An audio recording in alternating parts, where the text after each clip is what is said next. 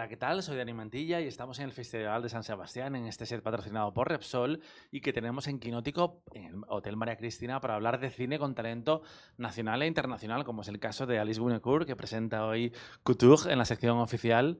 Welcome to San Sebastian. Thank you. I think this is your second time in the festival. It is. After Proxima. Yeah. You win a prize for it, the jury prize, I think so. Yeah. I really love that film, I have to say. What was the origin of Couture? Why did you decide to tell these three stories of different women in different stages of their lives? Yeah, it's. I really thought about the film like a run dance between all of those women. I had really the feeling I was sewing the destiny of those three women crossing each other in the city.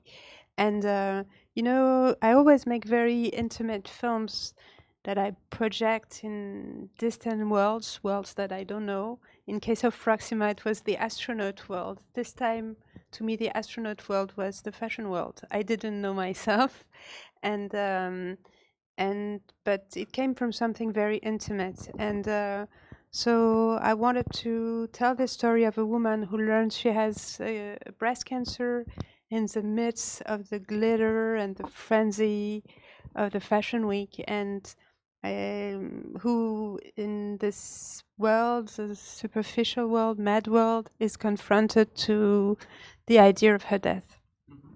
It's really impossible not to draw parallelisms between the story you were talking about now and Angelina Jolie's life. How did she become a part of this film? Yeah, I knew that because it was so intimate that I had to have an actress who had a concern with the illness, and even if Angelina did a preventive mastectomy to avoid the illness, she lost her mom and grandmother from the disease, and so it was a strong connection we had, and I think it's really not a film about cancer, but it's more about a film about women and parts of their life, and so it was really a film also about women supporting each other. And I think the three of them also have in common like this sense of feeling trapped. Maybe because we all live in a capitalist world that makes us do things all the time and doesn't allow us to stop and reflect. What do we really need? What do we really want with our lives? Was that something that was on your mind also with this film? Yes, for sure. As I think it's the perspective of the film, which is from female point of view, backstage of the perfect images, perfect bodies, like how. I think this world of fashion is interesting to look at because to me it's a metaphor of our contemporary world, and I think this world have always been observed from a male point of view and from the point of view of the power, which is the point of view of an artistic director who are always men mostly, and this was to show all the women behind women you don't see in the picture. And to have this kind of run dance between all of them was something very important for us. We have Louis Garrel in this film, which plays like a supportive role, both personally and professionally. What was the reasoning behind that? And I am curious because I read that in Disorder, the credits, you thank him. His name appears at the end of the end credits. Oh, really? Yeah, the director wishes to thank Louis Garrel, and I was because I was checking you had worked together, No. and that appeared. Oh, really? But maybe it's a mistake by IMDb. I think, yeah, I think maybe. Okay. No, but I thank him, by the way. I don't really I was very lucky to work with him. I think it's an actor I really admire in the French cinema, and I think he has this magnetic quality. He has this way of looking at things that I think is super strong, and because he's a DOP in the film, his way of looking at things was so important because it's not a very talkative relationship with the character of Angelina, but they share something more important than that. And I like, to show behind, someone who has a very animal and physical presence as Louis, a fragility. And it's something I really love that I think is very attractive. And it's something also that I've worked with Matthias Schoenaerts or Matt Dillon or Vincent Lindon, the French actor, and all of them have this physical and animal presence. And so it's really something that was important for me. Both Angelina and Louis are the filmmakers as well. Does that change the way you work with actors because they know like every part of making a film and maybe can understand better the work of the director, or it's something that doesn't really affect? It's an interesting question, but I don't really know the answer. Does it changes? I'm not sure. I mean, for sure, what was fun is that Angelina shared so many aspects of her life with Maxine Walker, as she's herself a director. She speaks French. She doesn't speak French actually, but her mother was French origin. But no, it's I have a blank. I don't know how to answer this because it's too intelligent. Angelina doesn't do that many movies, and she had never done a French speaking role. How was talking to her about this story and this collaboration? Because it feels like such a personal film for both of you. Yeah, but it's what is beautiful about our encounter is that it's the same thing as in the movie, in the meta of the film, that as it is women supporting each other and doing something with their stitches and trying to create and I think it was the very strong connection we had. I mean, Angelina, I've always loved her for her difference. That she's someone that, she's not like the rest of the actress. She has a kind of rebel side that she rebels, a rebellion against authority, and at the same time, she's a punk. And yes, but I at think the same time, she has like this very particular fragility that allows her, for example, doing Maria Callas last year. She's like a really unique energy as an actress. Yeah, but it takes. I mean, she really dedicated herself to the movie. She learned French. It was the first time we had this sex scene, which is really not easy for an actress, and she was up to it. It was also, I think, one of the first time she was doing sex scene. So she did a lot for that film, and I'm really thankful. And yes, I think it's a very strong bond we have. I read that the sound design in all your films is a very important thing for you. How was creating that part of Couture? Yes, the sound is so important for me, as I'm blind from birth from one eye. So sound is very important to me. And from the writing, I think I think sometimes more about sounds than images. And here it was like so important to embody, because it's really the experience of being in the body of those women.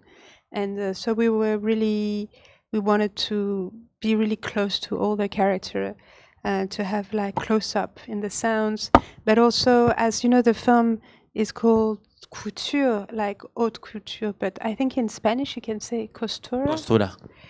I don't know what will be the title in Spain, but I think costuras. But you can also use couture because it's it's both. So it's like in French. Word. It's like in French, but also it was something interesting for us in the DA of the movie, in the sound also, especially with sudden breaks of the sound when you jump from one story to another, or also with the image, to have images which echo each other in different stories.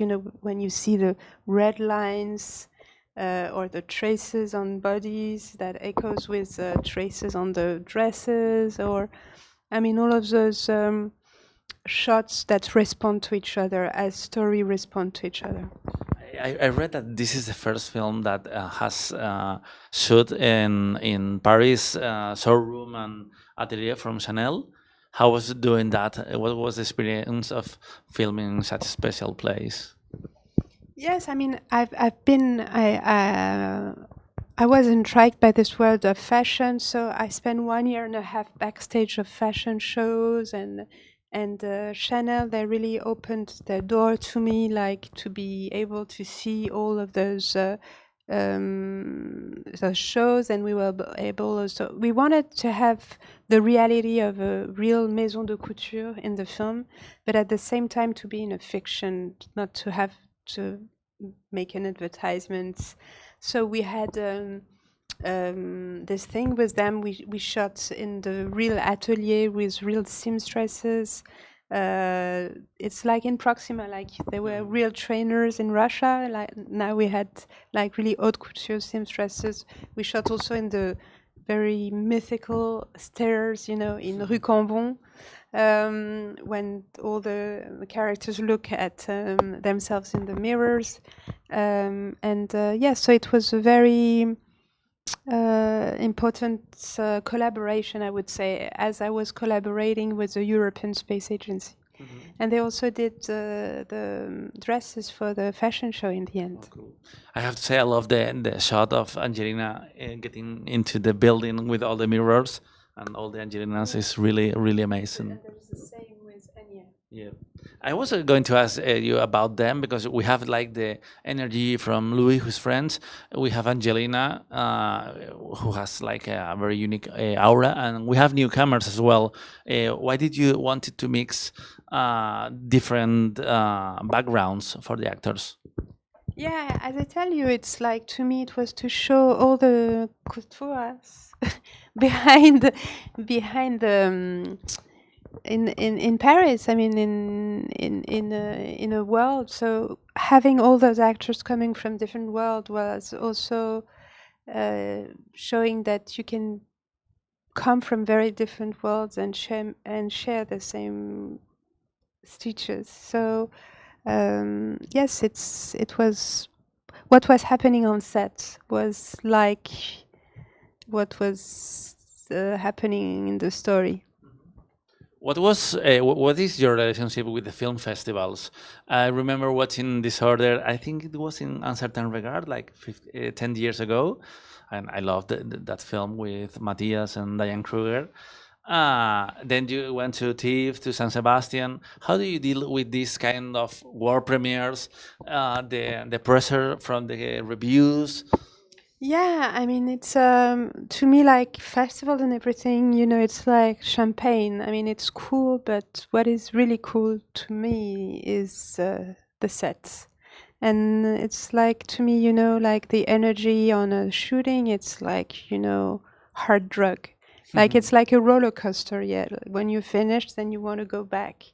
So I would say I feel more comfortable on set or making the movie than on the other side of the work, which is more like it's not bringing it to the public, because I love doing Q&A and I love respond to the question of the audience, and as films are a surface of projections, I think it's super cool when people are especially dealing with traumas. In my film, sometimes I have very emotional and strong encounters with people of the audience sharing stitches as well. But festivals and stuff, it's not to me as important as those things. Films that are here in San Sebastian in the official section don't have Q&As, but I think they do in Toronto. Did you do one for Couture? How was the response, if you got the chance to talk to the audience about this film and this response to traumas? Yes, it was very a very emotional screening, and it was also something a bit also when you start to talk about a movie, it's also something very new. It's a new world also you get in, because I always find sometimes words are not, it's not really, that's what I love about cinema, is that you can express feeling or sensations that are beyond words. Sometimes words don't exist to express those feelings.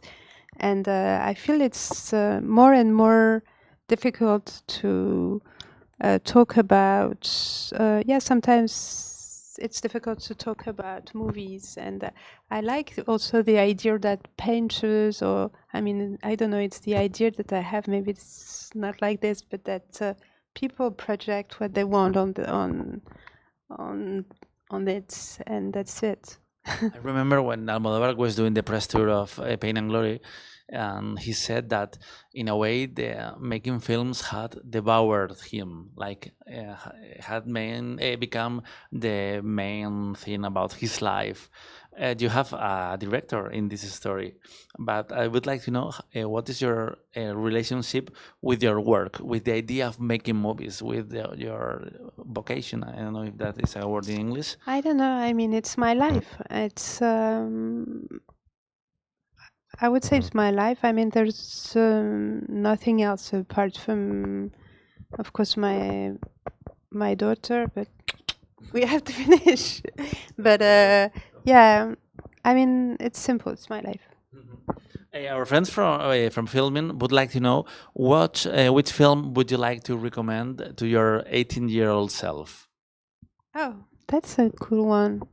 18 years old. And why?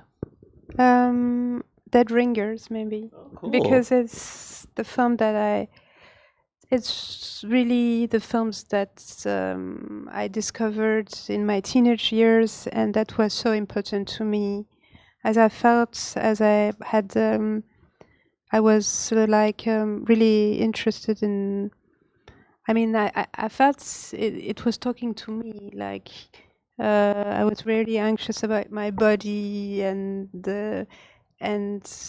about separation, and I felt like really at home with that movie, and with all Cronenberg's movie. Maxime is a horror director. Would you like to do a horror film? Yeah, actually, I've written one, and it's funding, and cool. yeah, because I've always been interested in that genre. Making Augustine my first movie, I was very inspired by Dead Zone, this person who is attacked by his hands. And in the film we see The Descent.